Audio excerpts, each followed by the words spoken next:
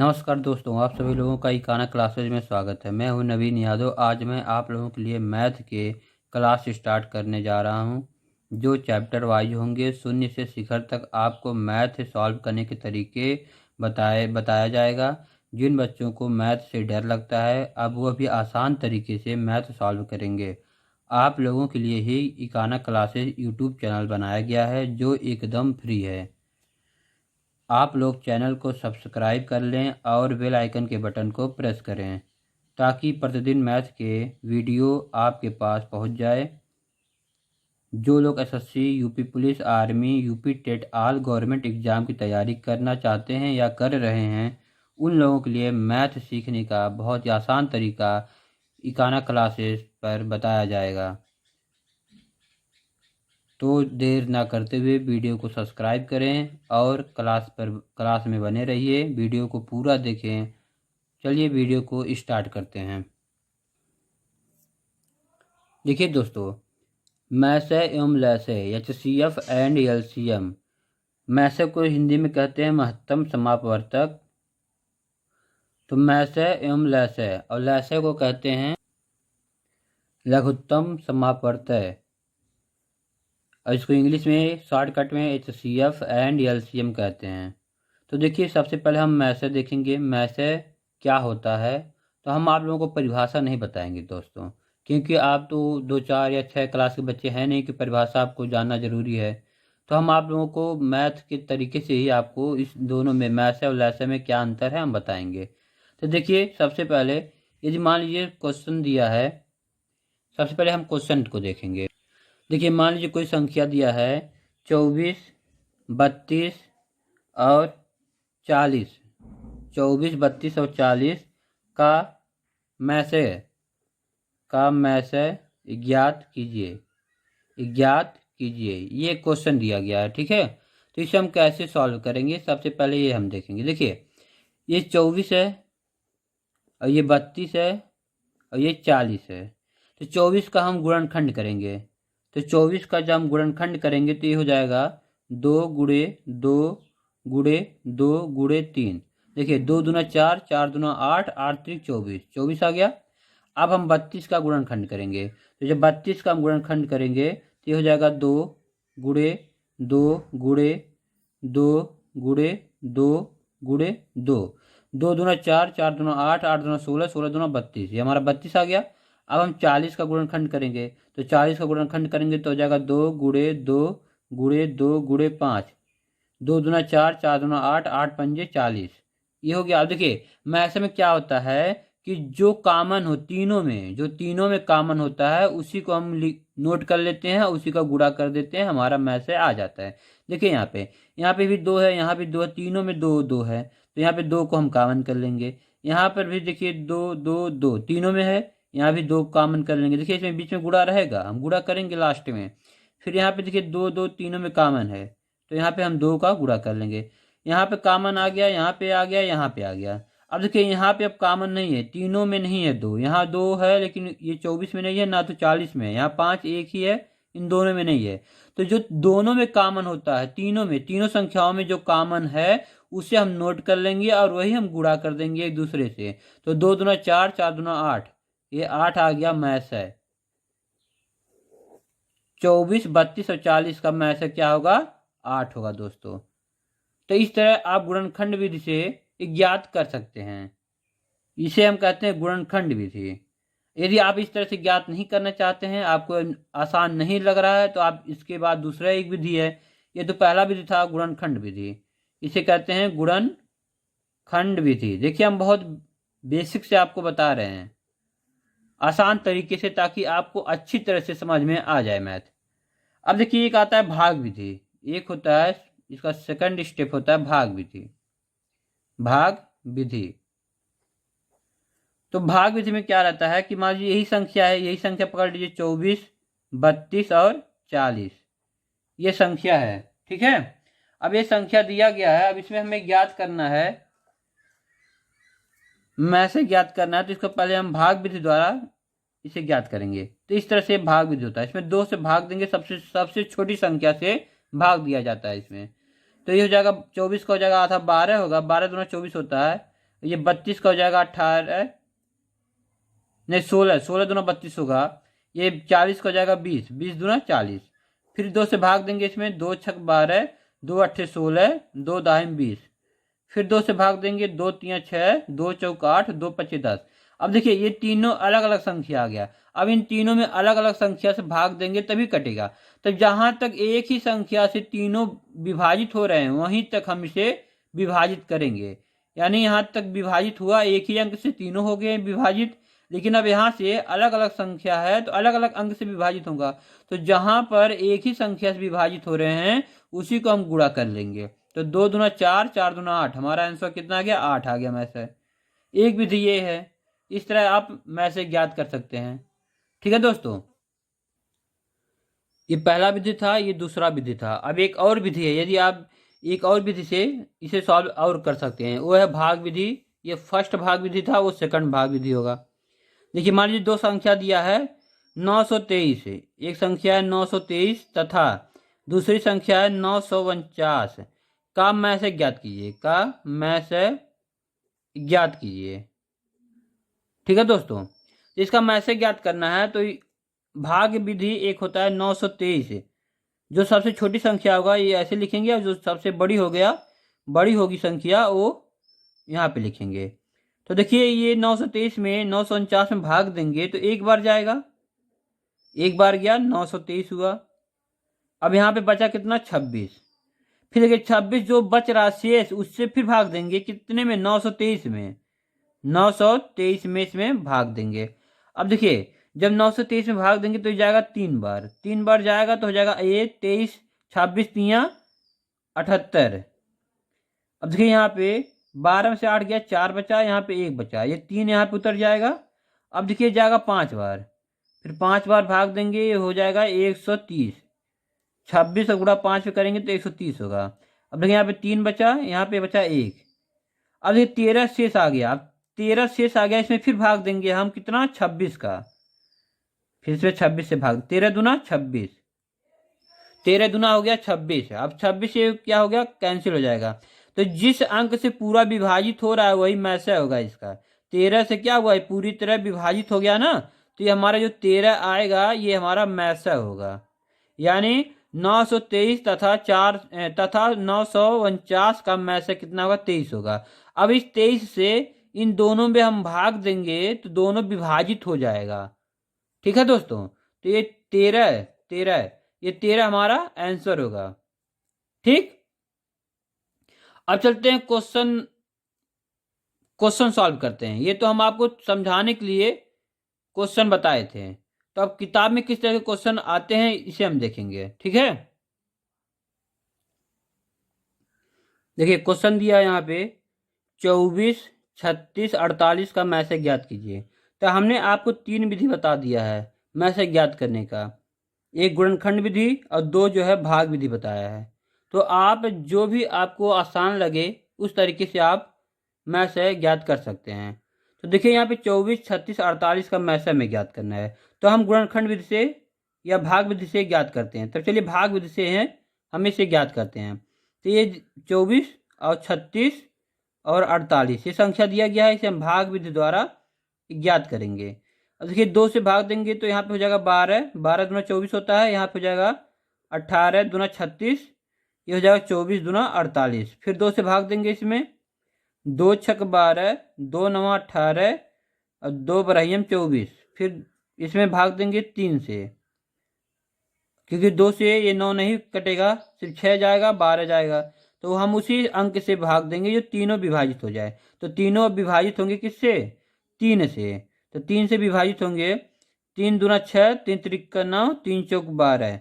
अब देखिए ये अब अलग अलग संख्या से विभाजित होगा, तो यहाँ पे जो विभाजित हो रहा है जितनी बार वो हम गुणा कर लेंगे। तो हो जाएगा 2 गुणे 2 गुणे 3, तो 2 दूना 4, 4 तिया 12। इसका जो मैसे होगा कितना होगा? 12 होगा दोस्तों, ये हमारा आंसर होगा। तो आपको ये क्वेश्चन समझ में आ गया होगा। मैसे ज्ञात करने की विधि हमने आपको बता दिया अच्छी तरह से। आशा करता हूं कि आपको अच्छी तरह से समझ में आ गया होगा। तो वीडियो को सब्सक्राइब कीजिए और आगे बढ़िए। चलते हैं क्वेश्चन नंबर 2 पे। देखिए क्वेश्चन नंबर 2 दिया है 8, 12, 20 का मैसे ज्ञात कीजिए। देखिए इसके पहले जो क्वेश्चन नंबर 1 हमने बताया वो भाग विधि था, तो इसको हम गुणनखंड विधि से बता देते हैं ताकि आपको दोनों तरीके अच्छी तरह पता रहे। जो तरीका आप लगाना चाहते हैं वो तरीका लगा के आप क्वेश्चन को सॉल्व कर सकते हैं। तो चलिए इसे हम गुणनखंड विधि से ज्ञात करते हैं। तो देखिए हो जाएगा 8, 12 और 20, ये 3 संख्या दी गई हैं। तो 8 का हम जब गुणनखंड करेंगे तो हो जाएगा 2 गुणे 2 गुणे 2, 2 दूना 4, 4 दूना 8। अब 12 हो जाएगा 2 गुणे 2 गुणे 3, 2 दूना 4, 4 3 12।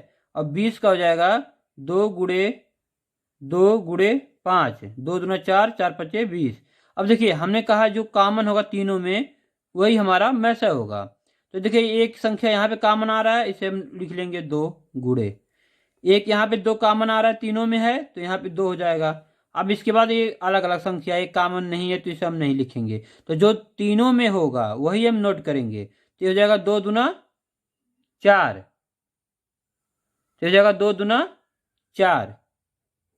इसका जो मैसा होगा कितना होगा, 4 होगा।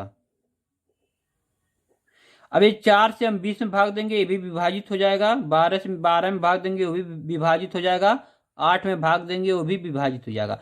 जो मैसे होता है दोस्तों वो उन अंकों में भाग देने पे पूरी तरह विभाजित हो जाता है, ये हमेशा याद रखिएगा। आप 4 से भाग देंगे तीनों अंकों में तो तीनों विभाजित हो जाएंगे। ठीक, अब चलते हैं अगले क्वेश्चन पे। देखिए दोस्तों एक बात और आप लोग जान लीजिए, क्वेश्चन दिया रहता है कि वह बड़ी से बड़ी संख्या ज्ञात कीजिए। वह बड़ी से बड़ी संख्या ज्ञात कीजिए। जब भी बड़ी से बड़ी संख्या कह दे या यहाँ पे कह दे बड़ा से बड़ा, बड़ा से बड़ा, चाहे बड़ी से बड़ी संख्या कहे या बड़ा से बड़ा कहे, आपको इसका मतलब होता है कि मैसे ही ज्ञात करना है। और यदि छोटी संख्या कह दे, छोटी से छोटी संख्या, छोटी से छोटी संख्या, तो इसका मतलब ये होता है कि इसका लैसे ज्ञात करना है। ये हमेशा याद रखिएगा। यहाँ पे बच्चे बहुत ही कंफ्यूज हो जाते हैं कि अब आगे क्या करें, मैसे ज्ञात करना है कि लैसे ज्ञात करना है। यहाँ पे बहुत बच्चे कंफ्यूज हो जाते हैं। तो हम आपको पहले ही बता दे रहे हैं, यदि बड़ी से बड़ी संख्या या बड़ा से बड़ा संख्या कह दे तो वह मैसे में ज्ञात करना है। यदि छोटी से छोटी संख्या कह दे तो हमें लैसे ज्ञात करना है। ये हमेशा याद रखिएगा, इस बात को हमेशा याद रखिएगा। ठीक है, अब चलिए मैसे के क्वेश्चन जो आपके एग्जाम में पूछे जाते हैं, ये सब क्वेश्चन आपके एग्जाम में नहीं आएंगे, पहले बता दे रहे हैं हम। ये जो क्वेश्चन हमने सॉल्व कराया अभी तक, ये सब आपके एग्जाम में नहीं आएंगे। ये तो हम बस आपको समझाने के लिए, तरीका बताने के लिए हमने बताया है। अब जो हम क्वेश्चन सॉल्व करेंगे वो आपके एग्जाम में क्वेश्चन पूछे गए हैं और आगे आपके एग्जाम में क्वेश्चन आने के बहुत ही अधिक संभावना है। तो चलिए अब क्वेश्चन को हम देखते हैं। देखिए दोस्तों क्वेश्चन को देखते हैं। वह बड़ी से बड़ी संख्या ज्ञात कीजिए जो 24, 60 तथा 84 को पूरी विभाजित करते। देखिए यहाँ पे क्या कहा है, बड़ी से बड़ी संख्या, इसका मतलब क्या हमें ज्ञात करना है, मैसे ज्ञात करना है। हमें क्या ज्ञात करना है, मैसे ज्ञात करना है। तो जो संख्या दी गई है कौन कौन सी संख्या है, एक 24 है और एक 60 है और एक 84 है। इसको हम गुणनखंड विधि से ज्ञात करते हैं। तो गुणनखंड विधि से हम जब इसे ज्ञात करेंगे तो 2 से इसमें भाग देंगे, ये हो जाएगा 12 दूना 24, ये हो जाएगा 30 दूना 60, ये हो जाएगा 42 दूना 84। ठीक, फिर इसमें 2 से भाग देंगे तो जाएगा 2 छक 12, 2 15 30 और 2 21 42। अब देखिए अब 2 से तो इसमें भाग नहीं जाएगा, अब हम 3 से भाग देंगे। तो 3 से इसमें भाग देंगे, 3 दूना 6, 3 25 15, 3 7 21। अब देखिए तीनों संख्या अलग अलग है, अब इसमें भाग नहीं जाएगा एक संख्या से। तो जो भाग गया है जितना उतना हम गुणा कर लेंगे। तो हो जाएगा 2 गुणे 2 गुणे 3, 2 गुणे 2 गुणे 3, तो हो जाएगा 2 दूना 4, 4 3 12। तो जो हमारा 12 आंसर आ रहा है ये हमारा क्या होगा, मैसे होगा। 24, 60 और 84 का मैसे क्या होगा, 12 होगा दोस्तों। तो इस तरह के क्वेश्चन आपके एग्जाम में पूछे जाते हैं, चाहे पुलिस के एग्जाम हो, रेलवे का एग्जाम हो, एसएससी का एग्जाम हो, सब एग्जामों में इस तरह के क्वेश्चन पूछे जाते हैं।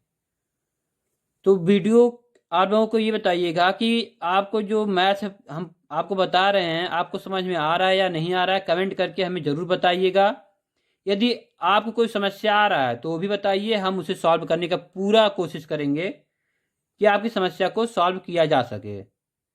ठीक है दोस्तों, तो कमेंट में आप लोग ज़रूर बताइएगा। अब चलते हैं अगले क्वेश्चन पे। देखिए अगला क्वेश्चन दिया है 2502 तथा 3654 का मैसे ज्ञात कीजिए। देखिए जब संख्या बड़ी संख्या दी हो तो हम इसे भाग विधि से ज्ञात करेंगे। तो भाग विधि से हम कहे थे जो छोटी संख्या होगा उससे भाग देंगे हम। 2502 में 2 से भाग देंगे, किसमें? 3654 में। 3654 में। अब देखिए इसे तब तक हम विभाजित करते रहेंगे कि जब तक ये पूरी तरह विभाजित ना हो जाए। तो ये एक बार जाएगा जगह 2502, यहाँ पे बचेगा 1152। फिर 1152 से भाग देंगे किसमें? 2502 में। 2502 में भाग देंगे तो जाएगा 2 बार। 1152 दूना होगा 2304। 2304 तो जब माइनस करेंगे तो हमारा आंसर आएगा 198। आंसर नहीं आएगा, शेषफल आएगा। अब देखिए 198 में फिर भाग देंगे हम 1152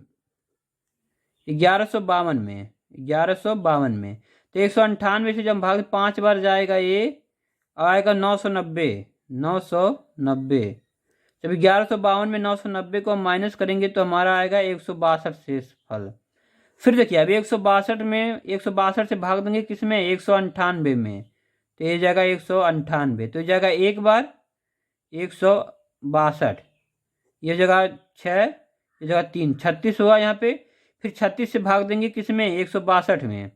देखिए इस तरह से हम भाग देते जाएंगे जब तक ये पूरी तरह विभाजित नहीं हो जाएगा। अब ये जाएगा 4 बार जाएगा 144 होगा ये। फिर 162 में 144 को माइनस करेंगे तो आएगा 18। देखिए 18 से फिर भाग देंगे 36 में। तो 36 में भाग दे 18 दूना 36। अब देखिए पूरी तरह क्या हो गया? विभाजित हो गया ना।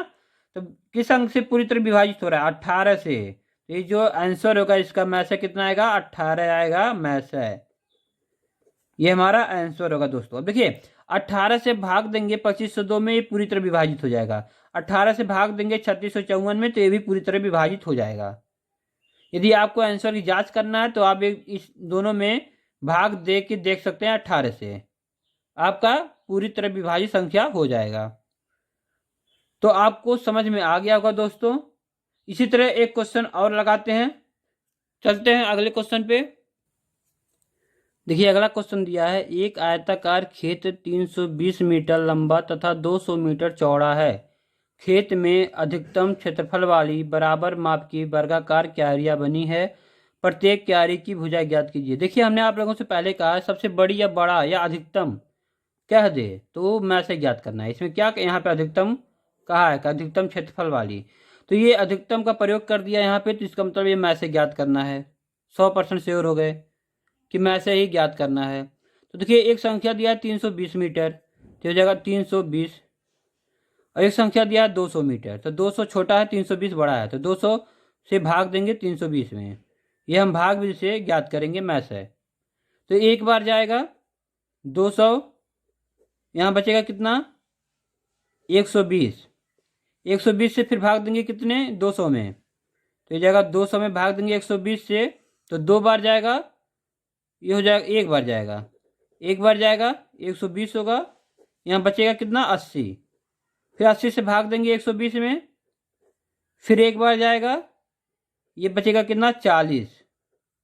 फिर 40 से भाग देंगे 80 में, कितनी बार जाएगा? 2 बार जाएगा।